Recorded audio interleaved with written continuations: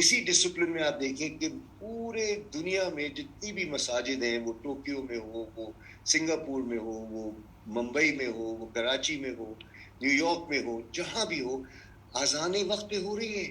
کرشمہ ہے، کرشمہ ہے یہ میری جان.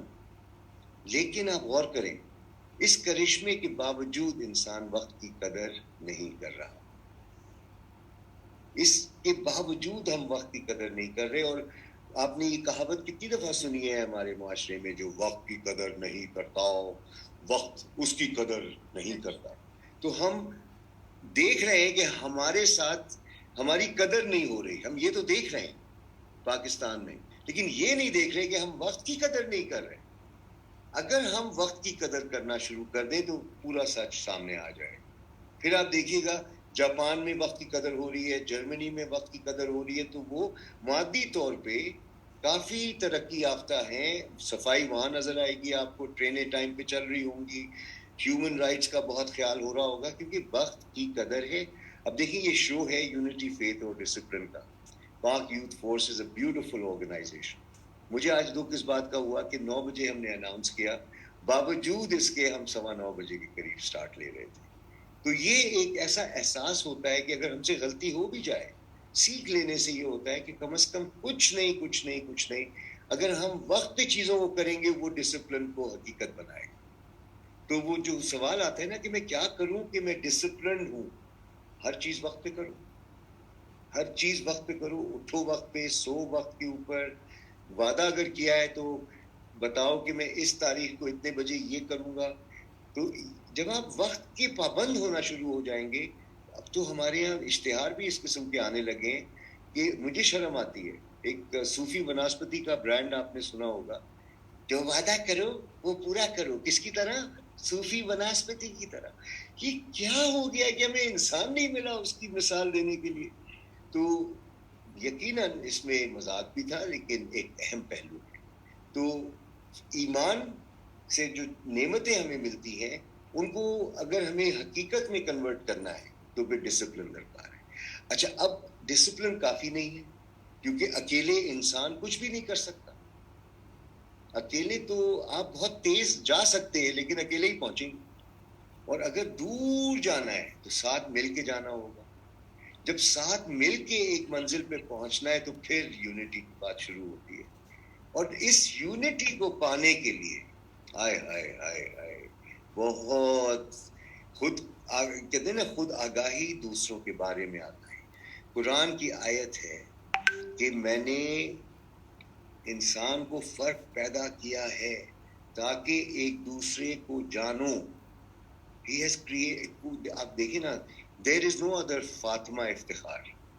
نام شاید ایگزیکٹ ہو سکتا ہے، لیکن فاطمہ افتخار جیسی کوئی نہ تو ہستی آئی ہے حضرت آدم علیہ السلام سے آج تک، اور نہ قیامت تک آئے گی.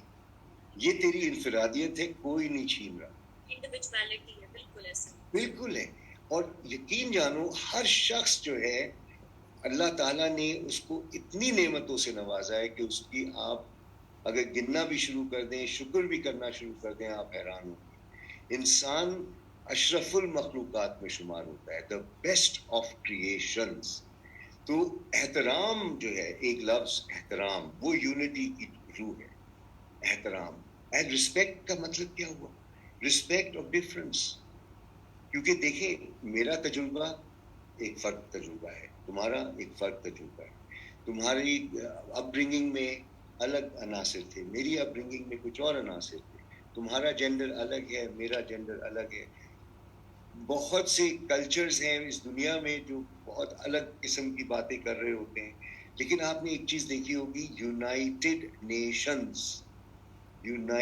نیشنز اس کا ایک چارٹر بھی ہے، اور پھر انٹرنیشنل لاز بھی ہیں. دیکھیں ایئر لائنز بھی، آیاٹا از انٹرنیشنل ایئر ٹرانسپورٹ ایسوسی ایشن. آپ دیکھیں ادھر بھی ریگولیشنز ہیں، اور ساری ایئر لائنز دنیا کی گورنڈ ہے ایک باڈی سے. تب جا کے یہ جہاز اڑ رہے ہوتے ہیں، اور ایک دوسرے میں اگر ٹکراتے ہیں تو وہ کسی غلطی کی وجہ سے ٹکراتے ہیں. بٹ نظام کے اندر آرکیٹیکچر اس قسم کا ہے کہ کروڑوں لوگ ادھر سے ادھر جا رہے ہوتے ہیں، اور آپ دیکھیں کہ سیفٹی کتنی زیادہ ہے. کہتے ہیں کہ سڑک کراس کرنا is more dangerous than flying in a plane, جبکہ ہم اکثر ایئر کریشز کا سنتے رہتے ہیں. تو یونٹی کے لیے فرق کو جاننا, فرق کو سمجھنا, اور ایک دوسرے کو اگر ہم احترام نہیں دیں گے اور فرق کی تمیز نہیں کریں گے اور ایک دوسرے کو سمجھنے کی کوشش نہیں کریں گے اور تعصب کا شکار ہوں گے تو پھر یونٹی تو نہ رہی. تو یونٹی کی جب بات ہوتی ہے تو فیملی میں بھی یونٹی کی بات ہوتی ہے. بھئی ایک فیملی ہے, اس کا ایک مقصد ہے, اور اسی فیملی میں آپ دیکھیں گے آپ کی کتنے سبلنگز ہیں فاطمہ؟ اب یقین جانو, in your family your mother has a different temperament, your dad has a different temperament, your siblings have different temperaments, اور تم دیکھو گھرانہ ایک ہے. اور جب میں کہوں گا کہ یا لیکن آپ یہ تو دیکھیں کہ کتنا ڈائیورسٹی اللہ نے تمہاری ایک فیملی یونٹ میں دی ہے, جبکہ پیرنٹس ایک ہی ہے, لیکن سب کے مزاج فرق, سب کے شوق فرق, سب کے انٹرسٹ فرق, اور آپ یونائٹڈ اگر ہیں تو اس کی وجہ کیا ہے؟ یہ ایکسیپٹنس ہے. There is an acceptance کہ you are part of my family, you belong. اب اسی جذبے کو اگر آپ ملٹیپلائی کر کے اپنی کمیونٹی میں لے جائیں, اپنے نیبرہڈ میں لے جائیں, اسی جذبے کو لے کے آپ اپنے خطے میں لے آئیں, اپنے ملک میں لے آئیں, اسی طرح سے انسانیت بھی ایک فیملی ہے. انسانیت بھی ایک فیملی ہے, اور اس کے اندر آپ دیکھیں ہر گھرانے میں کھٹ پٹ ہوتی ہے, ہر گھرانے میں ڈانٹ ڈپٹ ہو جاتی ہے, ہر گھرانے میں شور شرابہ بھی ہوتا ہے, اور پیار محبت بھی بہت ضروری. تو اس میں ایک چیز ہے کہ تعلقات ایک دوسرے کے ساتھ احترام کے بھی ہوں, اور جب بہت مضبوط تعلقات ہوتے ہیں تو اختلافات بھی بڑے شدید ہو جاتے ہیں, اور تکلف والے جو تعلقات ہوتے ہیں وہ کچے ہوتے ہیں. تو آئیے السلام علیکم, آئیے تشریف رکھیے, کوئی ایسی بات نہیں, آپ چائے پیئیں گے, کافی, اچھا یہ سب تو ہم کر رہے ہوتے ہیں کیونکہ جان پہچان ذرا کمزور سی ہوتی ہے, وہ اپسیٹ نہ ہو جائے.